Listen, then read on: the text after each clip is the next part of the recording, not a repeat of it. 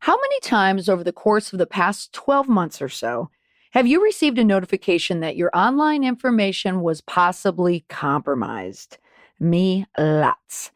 According to a study by Norton LifeLock in 2019, the number of publicly disclosed breaches was 3,800. 4.1 billion records were exposed, and there was a 54% increase in the number of reported breaches versus the first 6 months of 2018. Cybersecurity is a thing. From banks to Facebook to universities and online gaming, no one is immune to data breaches these days, and they can and have cost consumers billions of dollars. And at times, I don't know if you're like me, it feels like there's not a lot you can do about it, with the exception of just changing an email. After all, you need or want to have access to online information and be able to stay connected. You know, when you're on your phone and you need that password right away and you have to go through all of these hoops to get a password. Fortunately, there's a lot that you can do to protect yourself and your data and your money. How to keep your passwords and online information safe.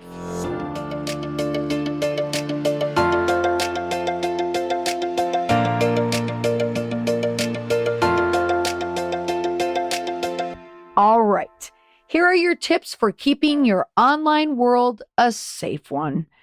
Number one, don't use an obvious password. Your birthday, your kids' names, the street you live on. None of these are secure passwords. Instead, use phrases and add an extra character or number instead of letters. And the more unusual, the better. Now, unusual is usually not sequential numbers. The top common passwords of 2019, according to Splash Data, 7 out of 10 of the most common were obvious sequential numbers. 1, 2, 3, 4, 5, 6, 1, 2, 3, 4, 5, 6, 7, 8, 9, 1, 2, 3, 4, 5, 6, 7. You get the idea. There was a 1, 1, 1, 1, 1, and a 1, 2, 3, 1, 2, 3, and then I love you. Of course, you also don't want to use the same password across multiple devices and logins. Instead, vary them as much as you can. Now, how can you possibly remember them all? I know, but thankfully there are password keepers for you. One is 1Password. One that I use is called LastPass. Is that bad to say which one I use? Probably not. And iCloud Keychain does a really good job of keeping your numbers. So especially if you're using an iPhone, for me, I have 2 options that come up with facial recognition.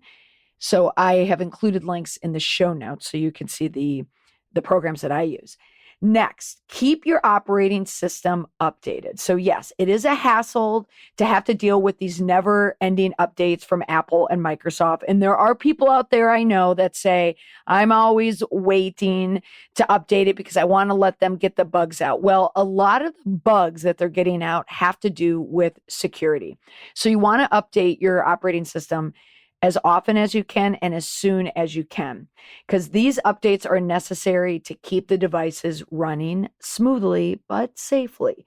So it's kind of the reason why they came out with the updates in the first place. So whenever you see a new one, don't roll your eyes and get stressed. Say, you know what? I got to download this immediately.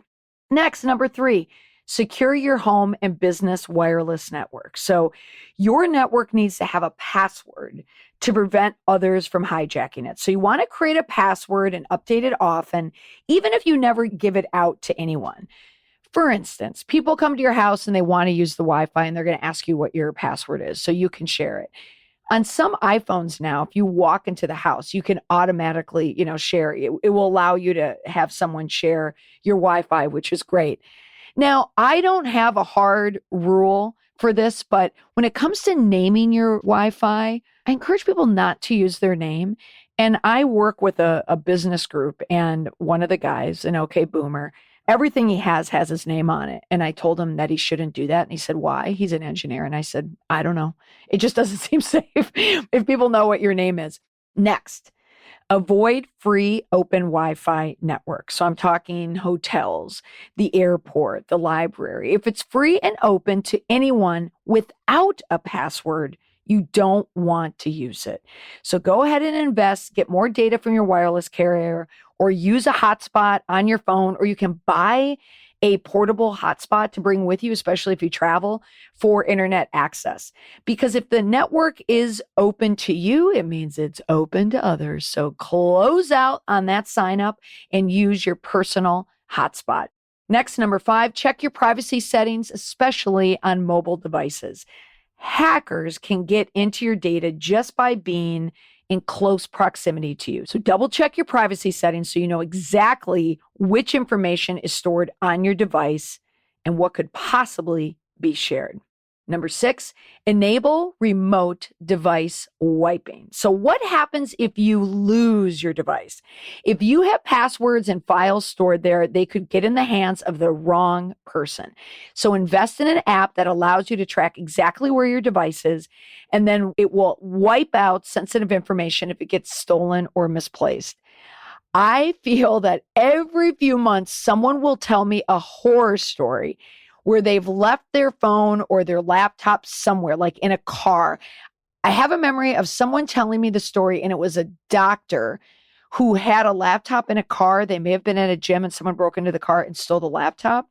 So there were HIPAA issues, not to mention the guy didn't have his laptop. And again, my memory shot. I don't remember who told me the story, but that was the biggest concern. Not that they lost their laptop, but that they lost all of the information.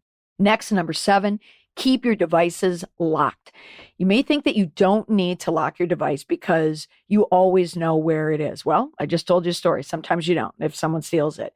So if something gets lost or misplaced, your phone or your laptop, you never know who's going to pick it up. So a locked device is that much more difficult to hack into.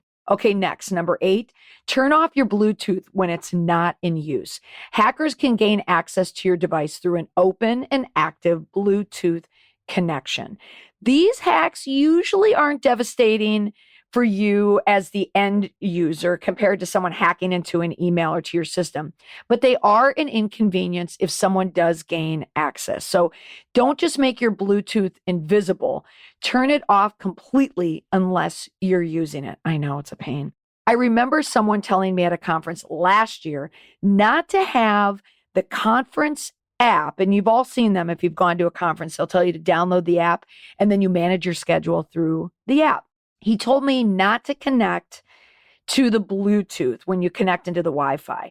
And he said one reason was because it could track you at all times, wherever you go. And then the other reason, very similar to my doctor who had his car broken into, I don't remember what the reason was, but it had something to do with a cyber risk. And he told me that's why I shouldn't do the Bluetooth. I was just at the same conference a week ago, saw the same guy, and I said, hey, you told me not to do the Bluetooth, and I didn't do it this time. And then we talked about it, and I don't remember what the answer was. So how's that for confident communications? I don't know the why, but I'll tell you what not to do. Don't keep your Bluetooth open. All right, number 9, check an app before installing it. Not all apps are made by trusted individuals and organizations. And when I say an app, what I'm talking about is on your phone when you can download PayPal or WhatsApp or Facebook, Instagram, whatever it is. Some of the common ones, are pretty safe, but some, if you don't know who the developer is, you don't know if it's going to be safe. So make sure it's from a trusted source. Look at the information it wants to access and take a look at the user reviews. That's always my go-to. I always look at where it ranks and how many user reviews, and I usually go with the one that has the most. And open it and read the reviews. There was an app that I was looking at and had a ton of reviews. I opened it. Every review was horrible. And it said that they thought it was a scam. So good information. So if it looks too good to be true, or the user's experiences, the users experience a lot of problems, try finding another app. Or if you downloaded it, get rid of it. A good rule of thumb, you shouldn't need to install a file via email or text message on most legit apps. You hit the app, you'll see the download, and then it will open. That usually signals a trustworthy app. Next, number 10, maintain privacy settings on social media. Oy, this is a big one. all social media platforms have privacy settings that you as the end user can adjust and adjust as often as you want. You can choose who sees your posts, your personal information like your hometown, your birth date, and your old posts. I've said it before multiple times. It's important that you are careful online, especially when it comes to your reputation. It goes for your personal information as well. So you should also check your privacy settings regularly. Sometimes the social media platforms change their own settings, looking at you, Facebook, and they will reset what gets shared about you online. So make sure you stay on top of it. Quick little tip, if you want to check on Facebook, go to your last post and look, is there a globe or is it two heads or a lock? If it's a globe, that means that that post is public and open to anyone. If it's two heads right next to each other, it means that it's just shared with friends.